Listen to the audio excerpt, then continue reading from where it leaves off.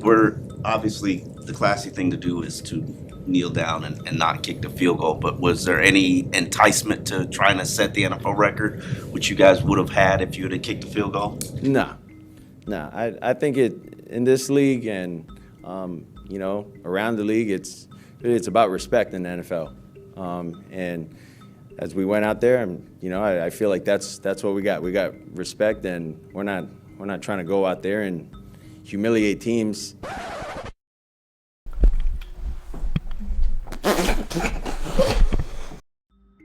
Obviously, that was embarrassing and tough to watch.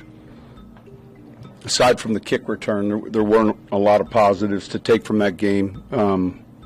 We had our opportunities offensively early, 2 penalties, take touchdowns off the board, and I don't know that – I think they punted 1 time. So any questions? Listen, we knew we were playing a real good offense, but we got to look closely at what we were doing. And, when someone runs the ball up and down the field like those guys did and throw it up and down the field, it's not acceptable. I know that you said it's embarrassing, but this is kind of an historic game. I mean, this is I'm aware. Third time the team has scored 70 points, over 700. What's the question? What's the How do question? you feel about it being I just finished telling you. Historically embarrassing. Next question. Have you ever experienced anything like that on the football field before? No. I haven't experienced that one before. But like I said, every game has a history of its own.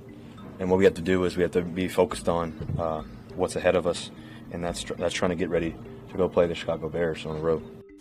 Yeah, I thought we had 2 big moments kind of in that time period. Like I said, at the Cortland one, it was a touchdown. He got a nice touchdown pass in the corner. We felt like we had great momentum. All of a sudden, the flag was on the ground. That was disappointing. And then, and then I think the next drive or a couple drives later, the defense did a good job of making that stop. And, I think we false started and just kind of kept backpedaling a little bit. I think there's things to learn from that too. Thank you, Rob. Tired of losing, man. I've been here for 7 years, and all I've done is lost, and it's frustrating. I can't believe I stuck up for him. I feel like I've been stabbed in the heart. We can't have him here in our social club no more. I mean, that much I do know. The social club? He's got to go. I want to think about it. Yeah, I don't know. What the What is there to think about?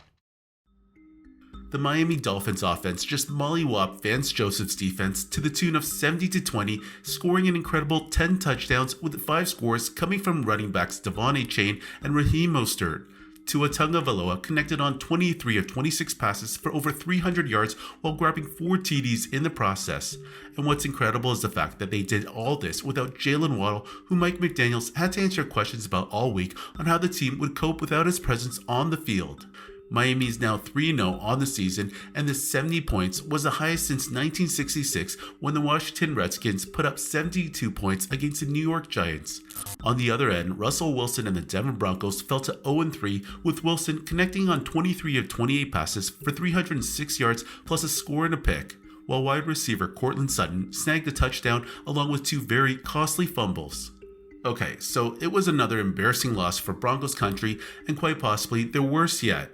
There were no winners from the away team, and that even goes for Marvin Mims Jr., who had a 99-yard kick return. All eyes in Denver will be looking to one person, and that would be Broncos defensive coordinator Vance Joseph, whom Sean Payton made the colossal mistake of bringing back to the team 4 years after he was fired. The first 2 losses of the season, the defense struggled, but today's outing was just unacceptable.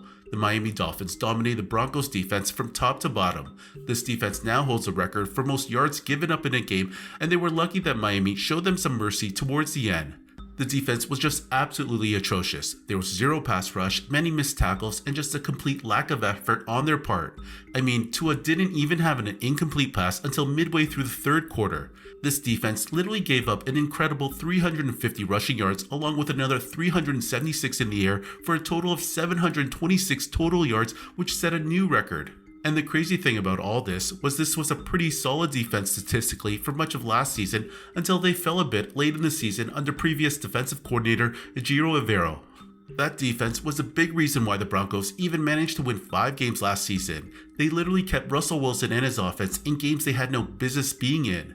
That being said, aside from Vance Joseph coming in, not much has changed on this defense in terms of personnel. Last week, they gave up a 21-3 lead to let the Washington Commanders come back and steal a win, but today's outing was just way more painful. I mean, to let a team drop 70 on you is practically unheard of. Anyways, this result was terrible enough that it even brought out a tweet from former Broncos legend and Hall of Famer Shannon Sharpe, who usually just tweets about the Cowboys. Here's what Unk tweeted to the Denver fan base. Broncos country, I'm terribly sorry and embarrassed by this pathetic effort by our Broncos. This is unacceptable. To give up 70 points in an NFL game with a 300-yard passer, a 150-yard receiver, a 200-yard rusher in the same game is unconscionable. While last season, much of the finger pointing was on Russell Wilson, it's hard to even fault the guy when the defense gives up 70 points. If your defense can't hold the opposition, your offense is basically playing catch-up all game. One interesting thing I did notice from today's game was the fact that Broncos head coach Sean Payton still kept Wilson in the game. This was a lopsided score, and I've seen head coaches pull a QB out of a game for much less of a score line. I wonder what Sean was thinking keeping Russ so late in the game. This is your starting QB, who still may be lacking in some confidence after his abysmal display last season, so keeping him in just didn't make any sense to me. Even Dolphins corner Xavier Howard criticized Payton for his decision and called it totally disrespectful. He said they've got to do a better job on that side. You can't be leaving guys like that out there. I mean, leaving Russ out there at a meaningless point in the game just opens him up for injuries. Russ did get sacked once and hit 12 times during this game. Next week, the Denver Broncos can regroup and make the necessary adjustments when they travel to Chicago and face the Bears, who also got pummeled 41-10 by the Kansas City Chiefs today. Head coach Sean Payton has his work cut out this season. His main focus was to fix Russ, but now considering how atrocious this defense has been, this will definitely add to his list of headaches throughout this campaign. Vance Joseph's defense letting up 70 points would be grounds for dismissal even this early into the season, but will Sean Payton pull the trigger? Who knows. Back to the Miami Dolphins, I have to give them credit where credit is due. I actually liked this team last season, and Tua's progression in the past 18 months has been remarkable. Aside from injuries maybe hindering his progression, he has really developed as a quarterback, particularly in the deep passing game, which is aided by having a guy like Tyreek who can run free and get open. Then you also have Jalen Waddle as a number 2 option who would be an unquestionable number 1 receiver on any other team. The Miami Dolphins front office has done a great job of putting the right pieces in place for Tua to succeed. Miami looks like they are the best offensive team right now. Even before this 70-point blowout, you could tell from the first 2 games of the season, this offense was no joke. Anyways, the team travels to Buffalo in Week 4, which will be a tricky divisional contest, one that will likely determine who will come out on top in the AFC North.